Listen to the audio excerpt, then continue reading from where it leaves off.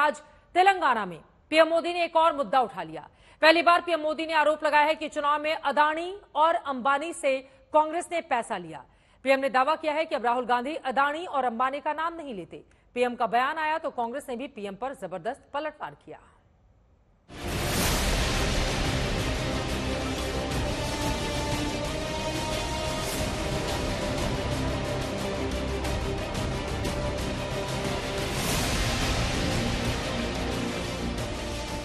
तीन चरण के चुनावों में कांग्रेस की ओर से अदानी और अंबानी का मुद्दा खूब गूंजा। मंचों से राहुल गांधी आरोप लगाते रहे कि सरकार चंद उद्योगपतियों को फायदा पहुंचा रही है। राहुल खुलकर अदानी और अंबानी का नाम लेते रहे, मगर आज पीएम मोदी ने राहुल गांधी पर करारा वार किया। ये कांग्रेस के शहजादे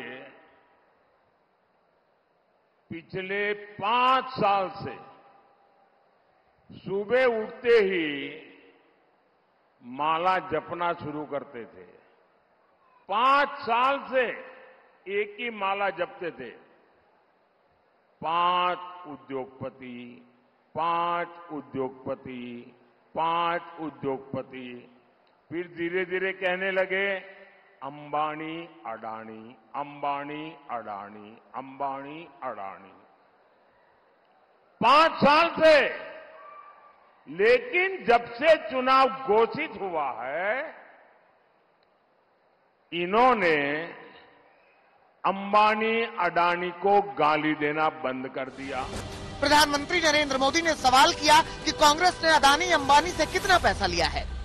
जरा ये शहजादे घोषित करें कि इस चुनाव में ये अंबानी अडानी से कितना माल उठाया है, काले धन के कितने बोरे भर करके रुपये मारे हैं, क्या टेम्पो भर करके नोटे कांग्रेस के लिए पहुंची है, क्या सौदा हुआ है।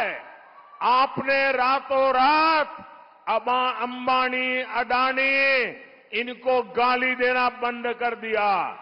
जरूर दाल में कुछ काला है।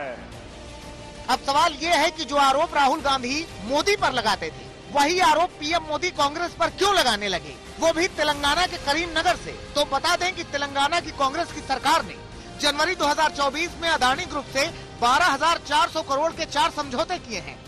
दावोस के वर्ल्ड इकोनॉमिक फोरम में रेवंत रेड्डी और गौतम अदानी के बीच करार हुआ था। इसीलिए पीएम मोदी ने अदानी अंबानी का जिक्र किया और राहुल पर निशाना साधा, मगर कांग्रेस की ओर से भी पीएम के सवाल पर जवाब आया। आज ये कह रहे हैं, भाषण में इन्होंने आज कहा है कि राहुल जी अडानी अंबानी का नाम नहीं ले रहे हैं। अरे वाह, रोज तो लेते हैं, रोज हम इनकी सच्चाई आपके सामने इनका खुलासा करते हैं।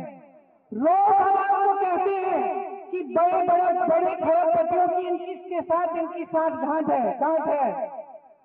सारे कर्ज इन्होंने इनके माफ किए 16 लाख करोड़ रुपए।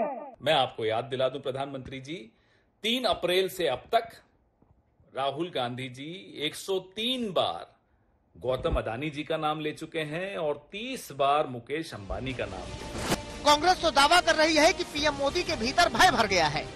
प्रधानमंत्री जी अब घबरा रहे हैं।